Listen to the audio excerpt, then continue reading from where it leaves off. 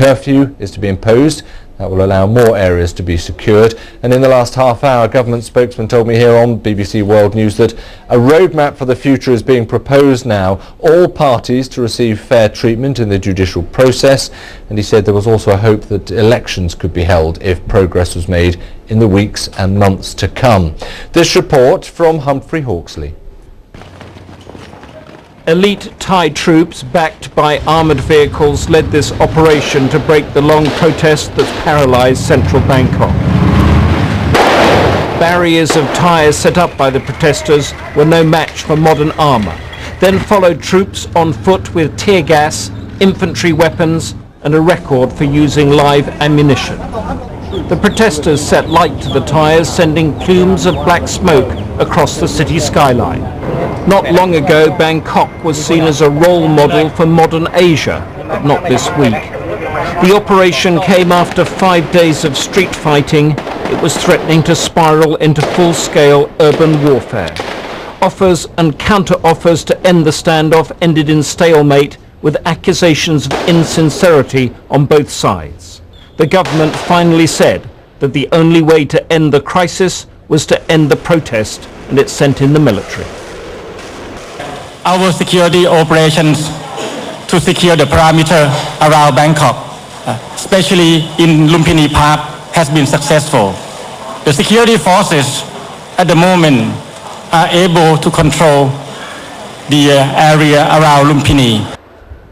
Then much of it was over. Protest leaders were arrested, thousands dispersed, although pockets did remain, as do the issues that are too complex to be handled through the barrel of a gun. Humphrey Hawksley, BBC News. Well, joining me now from Bangkok is our correspondent Vodine England. Vodine's at quite a high vantage point as well. Vodine, we're just getting word about Central World being on fire, this huge mall. Can you confirm that? Yes, indeed, and I can see the smoke coming from that building from where I'm looking. That is just one of the fires that is burning in the city at the moment. We've also just had confirmation that the Stock Exchange building has been set alight. There are other buildings, including a Thai television channel that has been burning. The building has been set on fire.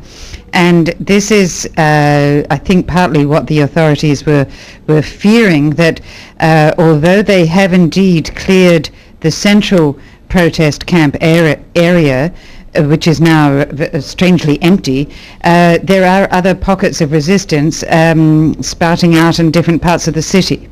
I suppose this may be demonstrators in their frustration and anger as they disperse, creating havoc as they go, but it's not that far from the sort of guerrilla tactics Thaksin Shinawatra was suggesting might break out.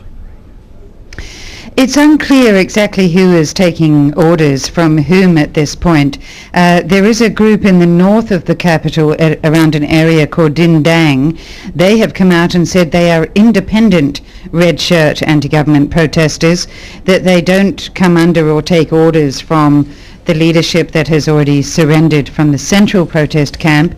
And certainly I can see fires being set off in their area as well from where I'm standing. But no sign of any more military activity in terms of heavyweight equipment moving in to force people off roads, anything like that? Well, actually, I can see a long line of yellow trucks, heavy equipment, lining up ready, it seems to me. In fact, some of them are moving as I'm speaking, to go into the central protest camp area from the east. This is an area where we haven't seen any fighting yet, and these trucks certainly don't look as if they're carrying troops. They look as if they're ready to clean up the area going in from the eastern side of the protest camp.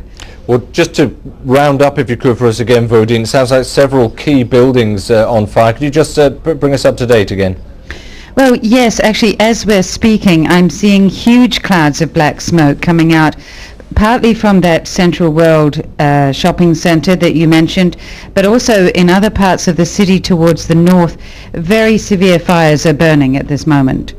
Vodine England, thanks very much indeed for that. Obviously, much to concern the authorities still in Bangkok. Just a short while ago, I spoke to Panitan Watanayagor, who is the Thai government spokesman, about whether the operation itself was at an end.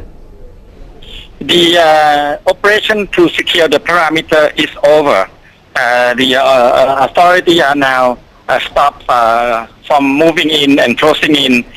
They are beginning to set up more checkpoints and make sure that the surrounding areas are safe and stable. There's still a few pockets of trouble, including in the Rajapasong intersection. The authority will implement a few additional measures if needed. Am I right in saying that the message from the police to their elite force is that they should shoot on sight if there are any signs of insurrection? They can contain the elements of arms and violence, but they need to use the cautions under the strict controls of rule of engagement. They cannot shoot people at will. They cannot use excessive force. We have implemented a very strict rule and order since the beginning of the operation. The curfew is going to be imposed tonight from 8 p.m. to 6 a.m. in the morning. That will allow the security officers to secure more areas. We are also transporting the demonstrators to return home safely. Some of the red shirt leaders also are in our custody, and they are being processed to the court of law. Political solution is also on the table. We hope that all demonstrators will join us in implementing the solutions for the political conflict in the next weeks to come. Right, you say a solution or resolution is on the table. What does that entail? That will include 5 elements. The first element is to make sure that all parties enter into the justice system or justice process. All cases will be investigated by the independent body. That's the first objective of the roadmap. The second objective is to make sure that we provide a political solution in terms of election, in terms of rules, in terms of constitution. The third objective is to make sure that the media is reformed by the independent body, agreed by all sides.